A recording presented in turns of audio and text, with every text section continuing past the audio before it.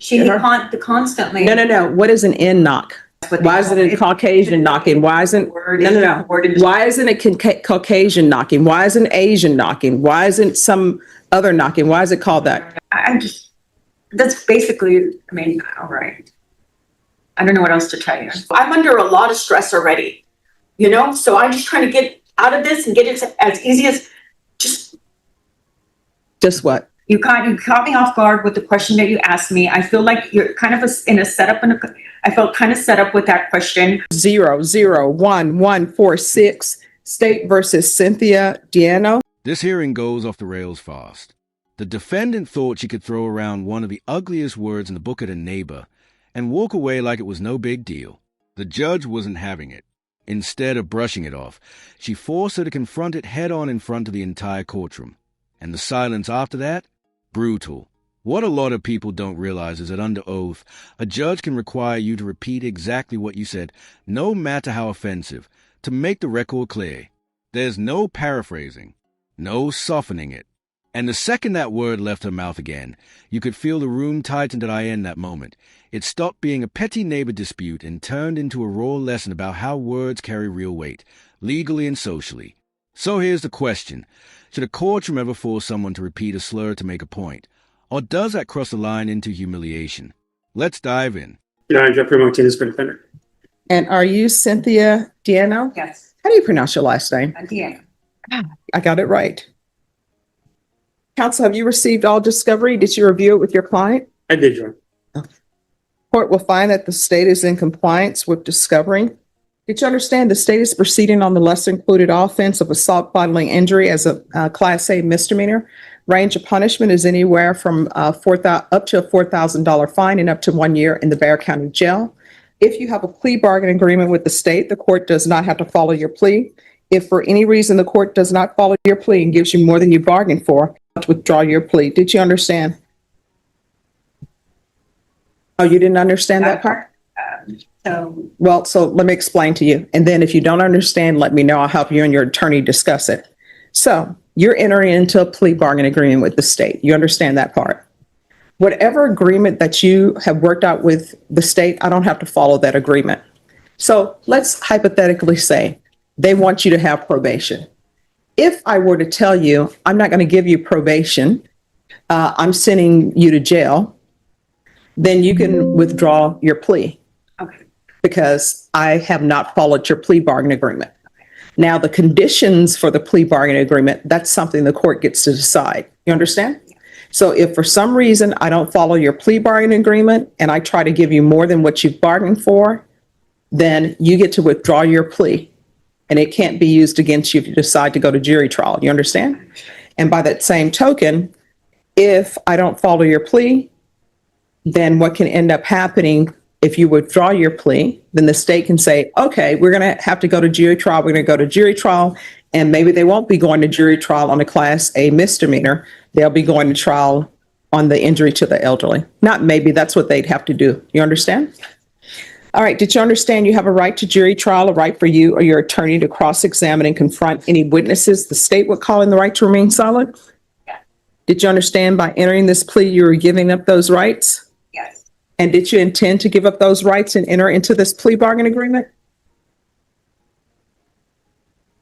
Yes. All right. Did you understand if the court were to grant your application for deferred adjudication, if for any reason you were to violate your conditions of probation, I could revoke you and sentence you up to 1 year in the Bexar County Jail. Did you understand? Yes.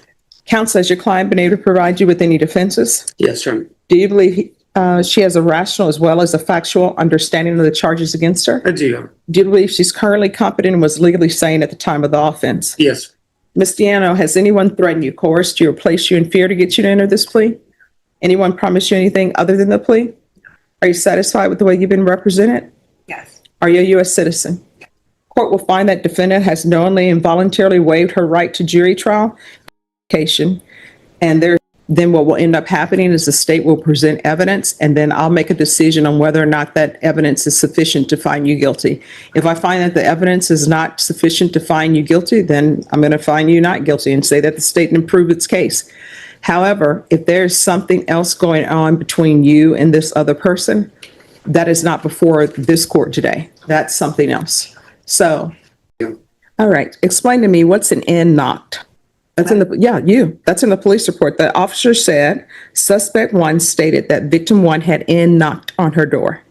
And they I, knocked on their door trying No, to, no, I'm asking. She constantly. No. What is an in knock? Going and knocking on a door and running.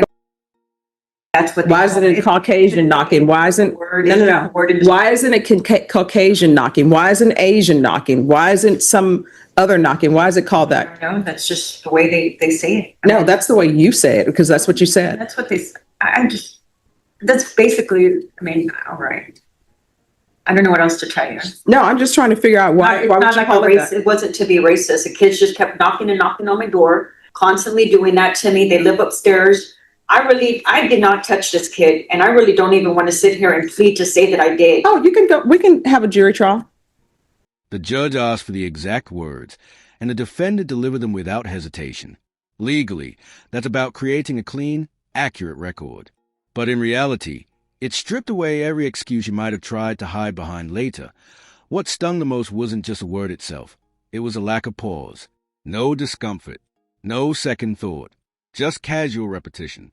And that told the courtroom everything it needed to know. You could feel the energy shift instantly, from courtroom tension to full-blown moral reckoning. One sentence completely changed the temperature of the room. I don't want to do that because he says that's not the best thing to do. No. I just I lost a child. My son was 19 years old, was murdered just 2 years ago. I'm under a lot of stress already, so I'm just trying to get out of this and get it as easy as Just what? I'm just stressed out enough. Mm-hmm. All right. So do you want a jury trial? No, I don't. I just want to get this over with, do the probation and whatever I have to do. All right, so what was the race of, You asked me that question. If you knew the answer to the question. what is the race of the complainant? Hispanic. Hispanic. Everyone's Hispanic in the instance. Mm-hmm.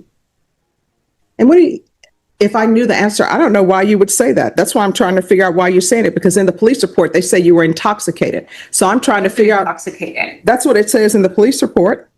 It says, suspect stated V had knocked on her door and she came outside to see who knocked. And victim's family came down the stairs yelling at her, accused her of hitting the victim. Suspect kept saying she did not want to tell her side of the story and tried to walk away to go inside. I detained suspect to investigate further. And it says in here that there was signs of drinking. I don't see a crime in drinking in your own home. I was in my own home. I'm just trying to figure out what's going on because I have to set conditions for you. Is this an anger problem? Because they want you to do.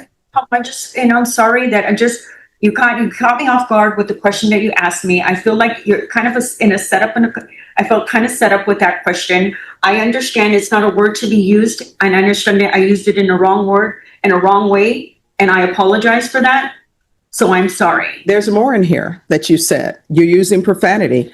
I am trying to figure out, because it says suspect had a strong odor of intoxicants on her.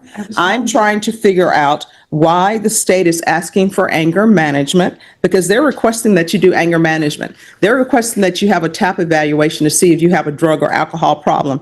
They're asking for sober support meetings. Sober support meetings are usually for people who have a drug or alcohol problem.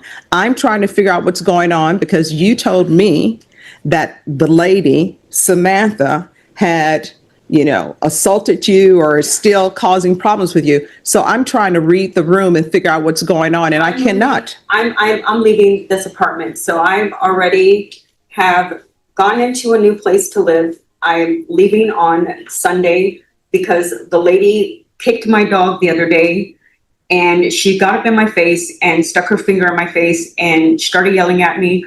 No, I don't have a drinking problem. Yes, I lost my child on February 5th, 2023. He was murdered by a best friend in a gas station in Austin, Texas. And I lost my fiance 11 days before that. He had a heart attack inside my home. I've been under a lot of stress and frustration. These people don't leave me alone from upstairs.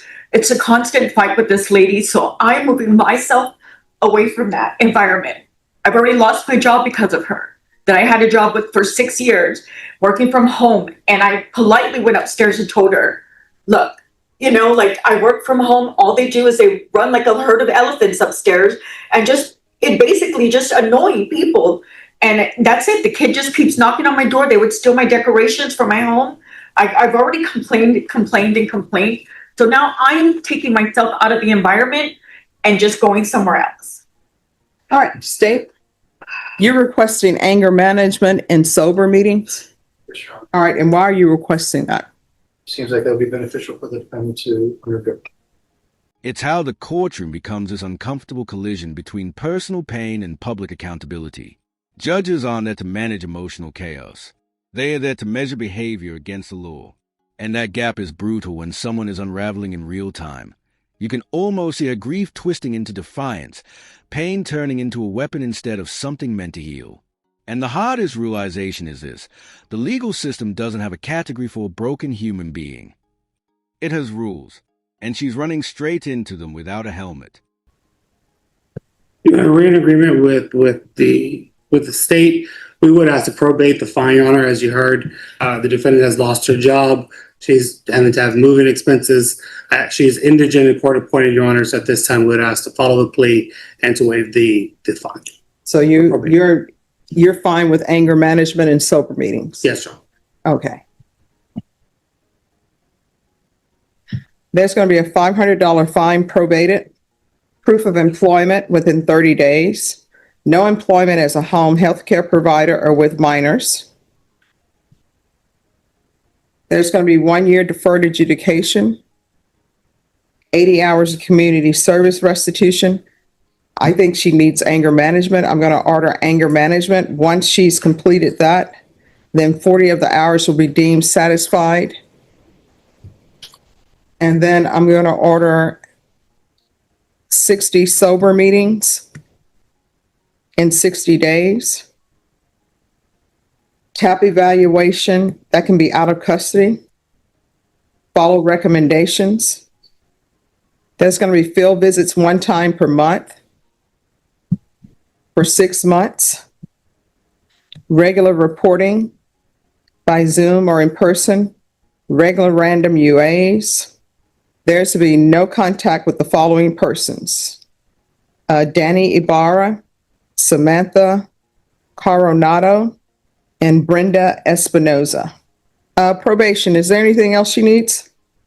Is there anything else you need from the court to be successful? Did you review the document entitled Trial Court Certification of Defendant's Rights to Appeal with your attorney? Did you understand it and did you sign it? Because it's a plea bargain agreement, because I followed your plea bargain agreement, and because you waive your right to appeal, you do not have the court's permission to appeal. Do you understand? See if maybe a referral to Center for Healthcare Services, maybe they can help her with any type of trauma. All right. All right. Thank you. Thank you. Let me know in the comments if you think the judge went too easy here, because balancing mercy and order is always the hardest part of sentencing. Courts do have a duty to consider mental health and life circumstances, but that never erases their responsibility to protect the public and uphold standards. This case shows just how thin that line really is. You can extend compassion, but push it too far and it starts to look like weakness the next time someone tests the system. Watching her squirm through that hearing, it's hard not to wonder whether this is accountability she'll grow from, or just another stop on a downward spiral. Do you think the justice system should lean more toward rehabilitation, or is that effort wasted once someone's already this far gone? Thanks so much for watching, and I'll catch you in the next one.